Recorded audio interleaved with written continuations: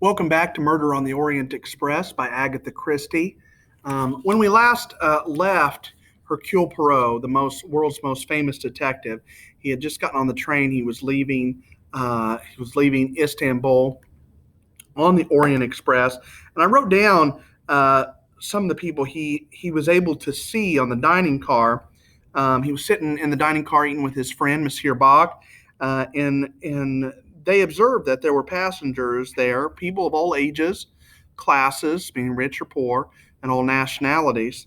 He saw a large Italian man, an Englishman, probably a servant, a big American man in a loud suit, probably a businessman, Princess Dragomirov, an ugly but very wealthy Russian woman, Mary Debenham, who we've already met, a governess, someone who teaches young children, a tall, middle aged blonde woman, a very talkative, elderly American woman, Colonel Arbuthnot, who was with Miss Debenham and Mr. Perot on the first train, a middle aged German lady's maid, the handsome Hungarian ambassador and his beautiful young wife. And then the last people I wrote down were McQueen, who had shared the compartment with Perot and his employer, Mr. Ratchet.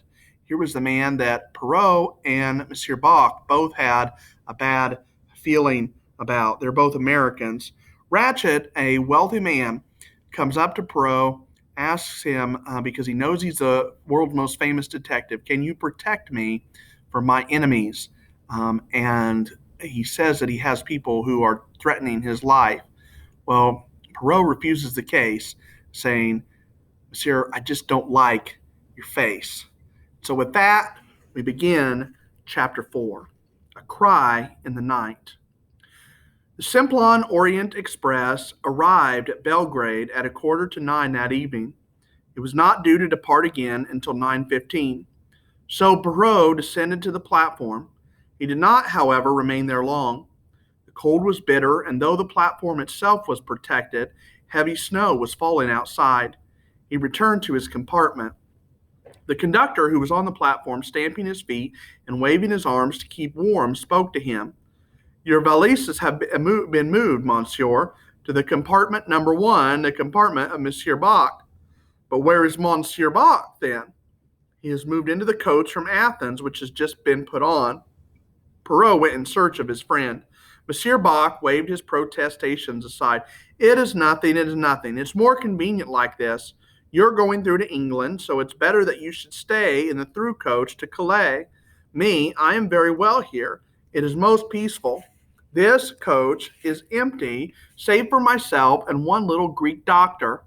Ah, my friend, what a night. They say there has not been so much snow for years. Let us hope we shall not be held up. I'm not too happy about it, I can tell you. At 9:15 punctually, the train pulled out of the station, and shortly afterwards, Perot got up, said good night to his friend, and made his way along the corridor back into his own coach, which was in front next to the dining car. On this, the second day of the journey, barriers were breaking down. Colonel Arbuthnot was standing at the door of his compartment talking to McQueen. When McQueen saw Perot, he broke off something he was saying. He looked very much surprised. Why, he cried, I thought you'd left us. You said you were getting off at Belgrade. You misunderstood me, said Perot, smiling. I remember now. The train started from Istanbul just as we were talking about it. But man, your baggage, it's gone. It's been moved into another compartment, that is all. Oh, I see. He resumed his conversation with Arbuthnot, and Perot passed down the corridor. 2 doors from his own compartment, the elderly American, Mrs. Hubbard, was standing talking to the sheep-like lady, who was a Swede. Mrs. Hubbard was pressing a magazine on the other. No, do take it, dear, she said. I've got plenty of other things to read. My, isn't the cold something frightful? She nodded amicably to Perot. You are most kind, said the Swedish lady. Not at all. I hope you'll sleep well and that your head will be better in the morning. It's the cold only. I make now myself a cup of tea. Have you got some aspirin? Are you sure now? I've got plenty. Well, good night, my dear. She turned to Perot conversationally as the other woman departed. Poor creature, she's a Swede. As far as I can make out, she's a kind of missionary, a teaching one. A nice creature, but doesn't talk much English. She was most interested in what I told her about my daughter. Perot by now knew all about Mrs. Hubbard's daughter. Everyone on the train who could understand English did.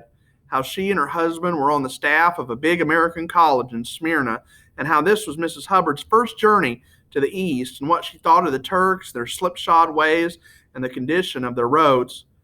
The door next to them opened, and the thin, pale manservant stepped out. Inside, Perot caught a glimpse of Mr. Ratchet sitting up in the bed. He saw Perot, and his face changed, darkening with anger. Then the door was shut. Mrs. Hubbard drew Perot a little aside. You know, I'm dead scared of that man. Oh, not the valet, the other. His master. Master indeed. There's something wrong about that man. My daughter always says I'm very intuitive. When Mama gets a hunch, she's dead right. That's what my daughter says. And I've got a hunch about that man. He's next door to me, and I don't like it. I put my grips against the communicating door last night. I thought I heard him trying the handle. Do you know, I shouldn't be a bit surprised if that man turned out to be a murderer, one of these train robbers you read about. I dare say I'm foolish, but there it is. I'm absolutely scared to death of the man. My daughter said I'd have an easy journey, but somehow I don't feel happy about it. It may be foolish, but I feel as if anything might happen, anything at all. And how that nice young fellow can bear to be his secretary, I can't think. Colonel Arbuthnot and McQueen were coming towards them down the corridor. Come into my carriage, McQueen was saying. It isn't made up for the night yet. Now, what I want to get right about your policy in India is this. Two men passed and went on down the corridor to McQueen's carriage. Mrs. Hubbard said good night to Perot. I guess I'll go right to bed and read, she said. Good night. Good night, madame. Perot passed into his own compartment, which was the next one beyond Ratchet's. He undressed and got into bed, read for about half an hour, and then turned out the light. He awoke some hours later, awoke with a start. He knew what it was that had awakened him, a loud groan, almost a cry somewhere close at hand. At the same moment, the ting of a bell sounded sharply. Perot sat up and switched on the light. He noticed that the train was at a standstill, presumably at a station. That cry had startled him. He remembered that it was Ratchet who had the next compartment. He got out of bed and opened the door just as the wagon-lit conductor came hurrying along the corridor and knocked on Ratchet's door. Perot kept his door open a crack and watched. The conductor tapped a second time. A bell rang and a light showed over another door farther down. The conductor glanced over his shoulder. At the same moment, a voice from within the next compartment called out, "Ce n'est rien, je me suis trompé." "Bien, monsieur." The conductor scurried off again to knock at the door where the light was showing. Perot turned to bed, his mind relieved, and switched off the light. He glanced at his watch. It was just 23 minutes to 1. Chapter 5, The Crime. He found it difficult to go to sleep again at once. For one thing, he missed the motion of the train. If it was a station outside, it was curiously quiet. By contrast, the noises on the train seemed unusually loud. He could hear Ratchet moving about next door, a click as he pulled down the wash basin, the sound of the tap running, a splashing noise, and then another click as the basin shut to again. Footsteps passed up the corridor outside, shuffling footsteps of someone in bedroom slippers. Hercule Poirot lay awake, staring at the ceiling. Why was the station outside so silent? His throat felt dry. He had forgotten to ask for his usual bottle of mineral water. He looked at his watch again. Just after 1:15. He would ring for the conductor and ask for some mineral water. His finger went out to the bell, but he paused as in the stillness he heard a ting. The man couldn't answer every bell at once. Ting, ting, ting. It sounded again and again. Where was the man? Somebody was getting impatient. Ting. Whoever it was keeping a finger solidly on the push button. Suddenly, with a rush, his footsteps echoing up the aisle, the man came. He knocked at a door not far from Perot's own. Then came voices, the conductor's deferential, apologetic, and the woman's insistent and voluble, Mrs. Hubbard. Perot smiled to himself. The altercation, if it was one, went on for some time. Its proportions were 90% of Mrs. Hubbard's to a soothing 10% of the conductor's. Finally, the matter seemed to be adjusted. Perrault heard distinctly a bonne nuit, madame, and a closing door. He pressed his own finger on the bell. The conductor arrived promptly. He looked hot and worried. De lait minéral, s'il vous plaît? Bien, monsieur. Perhaps a twinkle in Perrault's eye led him to unburden himself. La dame américaine. Yes? He wiped his forehead. Imagine to yourself the time I have had with her. She insists, but insists, that there is a man in her compartment. Figure to yourself, monsieur, in a space of this size. He swept a hand round. Where would he conceal himself?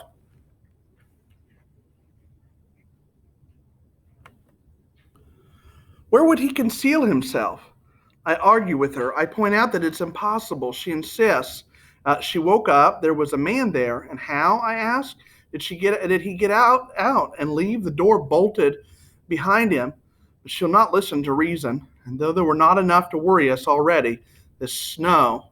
But yes, monsieur. Monsieur has not noticed. The train has stopped. We have run into a snowdrift. Heaven knows how long we shall be here. I remember once being snowed up for 7 days. Where are we? Between Vivaconcy and Brode. La la, said Perrault vexedly.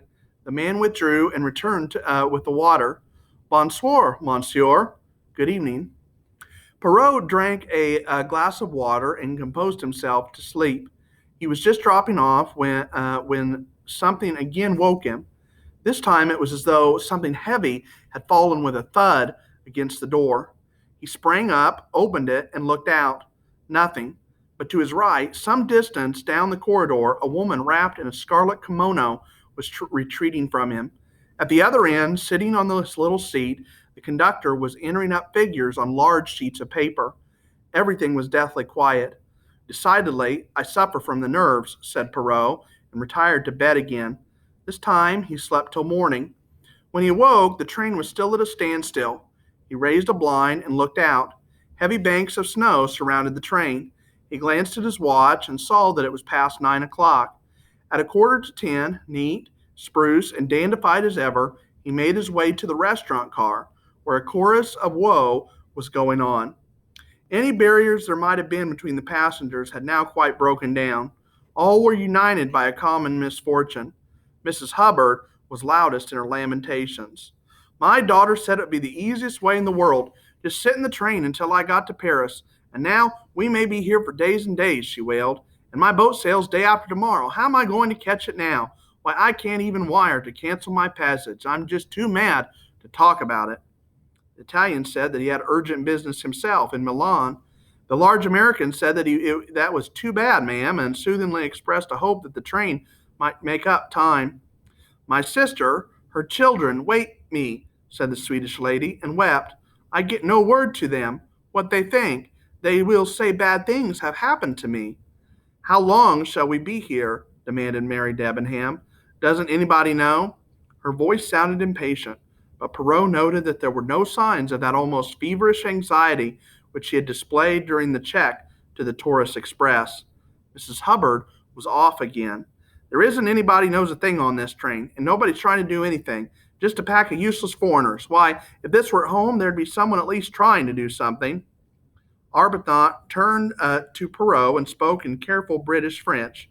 Vous êtes un directeur de la ligne, je crois, monsieur. Vous pouvez nous dire. Smiling, Perrault corrected him. No, he said in English. It is not I. You confound me with my friend, Monsieur Bach. Oh, I'm sorry. Not at all. It's most natural. I am now in the compartment that he had formerly. Monsieur Bach was not present in the restaurant car.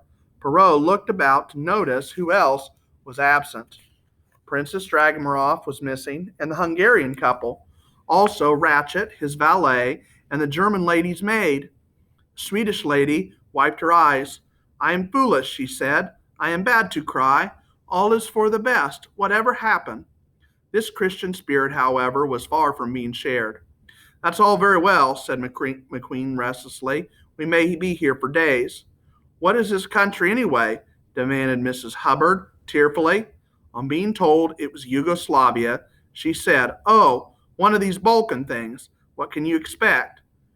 You are the only patient one, mademoiselle, said Perrault to Miss Debenham. She shrugged her shoulders slightly. What can one do? You are philosopher, mademoiselle. That implies a detached attitude. I think my attitude is more selfish. I have learned to save myself useless emotion. She was speaking more to herself than to him. She was not even looking at him. Her gaze went past him, out of the window to where the snow lay in heavy masses. You are a strong character, mademoiselle, said Perrault gently. You are, I think, the strongest character amongst us. Oh, no, no, indeed. I know one far, far stronger than I am, and that is. She suddenly seemed to come to herself, to realize that she was talking to a stranger and foreigner with whom, until this morning, she had exchanged only half a dozen sentences. She laughed, a polite but estranging laugh. Well, that old lady, for instance. You have probably noticed her. A very ugly old lady, but rather fascinating. She has only to lift a little finger and ask for something in a polite voice, and the whole train runs. It also runs for my friend Monsieur Bach, said Perrault, but that is because he's a director of the line, not because he has a strong character. Mary Debenham smiled. The morning wore away. Several people, Perrault amongst them, remained in the dining car. The communal life was felt at the moment to pass the time better. He heard a good deal more about Mrs. Hubbard's daughter, and he heard the lifelong habits of Mr. Hubbard, deceased, from his rising in the morning and commencing breakfast with a cereal to his final rest at night in the bed socks that Mrs. Hubbard herself had been in the habit of knitting for him. It was then that he was listening to a confused account of the missionary aims of the Swedish lady that one of the wagon lit conductors came into the car and stood at his elbow. Pardon, monsieur.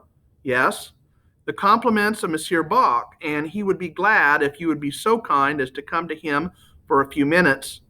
Perrault rose, uttered excuses to the Swedish lady, and followed the man out of the dining car. It was not his own conductor, but a big, fair man. He followed his guide down the corridor of his own carriage and along the corridor of the next one. The man tapped at the door and then stood aside to let Perrault enter. The compartment was not Monsieur Bach's own. It was a second-class one, chosen presumably because of its slightly larger size. It certainly gave the impression of being crowded. Monsieur Bach himself was sitting on the small seat in the opposite corner. In the corner next the window facing him was a small, dark man looking out at the snow. Standing up and quite preventing Perrault from advancing any farther were a big man in a blue uniform, the chef de train, and his own wagon-lit conductor. Ah, my good friend, cried Monsieur Bach, come in, we have need of you. Little man in the window shifted along the seat, and Perrault squeezed past the two other men and sat down, facing his friend. The expression on Monsieur Bach's face gave him, as he would have expressed it furiously, to think. It was clear that something out of the common had happened. What has occurred? He asked. You may well ask that. First this snow, this stoppage, and now. He paused, and a sort of strangled gasp came from the wagon-lit conductor. And now what? And now a passenger lies dead in his berth, stabbed. Monsieur Bach spoke with a kind of calm desperation. A passenger? Which passenger? An American, a man called, he consulted some notes in front of him, Ratchet. That is right, Ratchet. Yes, monsieur, the wagon-lit man gulped. Perrault looked at him. He was as white as chalk. You had better let that man sit down, he said. He may faint otherwise. The chef de train moved slightly, and the wagon-lit man sat down in the corner and buried his face in his hands. Said Perrault. This is serious. Certainly it is serious. To begin with, a murder. That in itself is a calamity of the first water. But not only that, the circumstances are unusual. Here we are, brought to a standstill. We may be here for hours, and not only hours, days. Under the circumstance, passing through the most countries, we have the police of that country on the train. But in Yugoslavia, no. You comprehend? It is a position of great difficulty, said Perrault. There's worse to come. Dr. Constantine, I forgot, I have not introduced you. Dr. Constantine, Monsieur Perrault. The little dark man bowed, and Perrault returned the bow. Dr. Constantine is of the opinion that death occurred at about 1 a.m. It is difficult to speak exactly in these matters, said the doctor, but I think I can say definitely that death occurred between midnight and 2 in the morning. When was this Monsieur Ratchet last seen alive? Asked Perrault. He is known to have been alive at about 20 minutes to 1 when he spoke to the conductor, said Monsieur Bach. That is quite correct, said Perrault. I myself heard what passed. That is the last thing known? Yes. Perrault turned toward the doctor, who continued. The window of Monsieur Ratchet's compartment was found wide open, leading one to suppose that the murderer escaped that way. But in my opinion, that open window is a blind. Anyone departing that way would have left distinct traces in the snow. There were none. The crime was discovered when? Asked Perrault. Michael? The wagon-lit conductor sat up. His face still looked pale and frightened.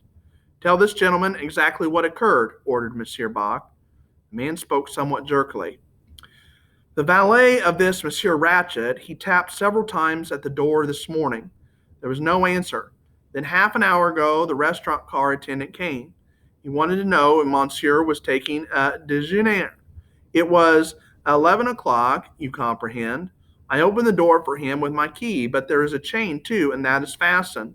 There's no answer, and it's very still in there, and cold, but cold, with the window open and snow drifting in. I thought the gentleman had had a fit, perhaps. I got the chef to train. We broke the chain and went in. He was, c'était terrible. He buried his face in his hands again. The door was locked and chained. On the inside, said Perrault thoughtfully. It was not suicide, eh? The Greek doctor gave a sardonic laugh.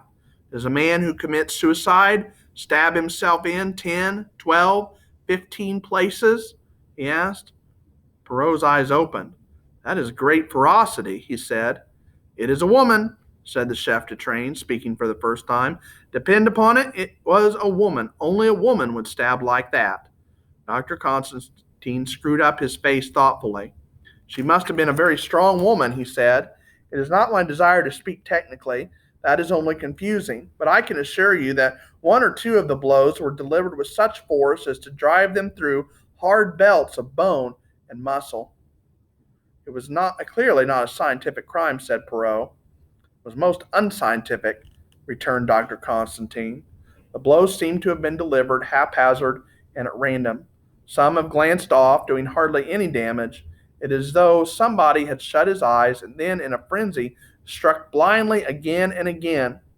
C'est une femme, said the chef de train again. Women are like that. When they are enraged, they have great strength.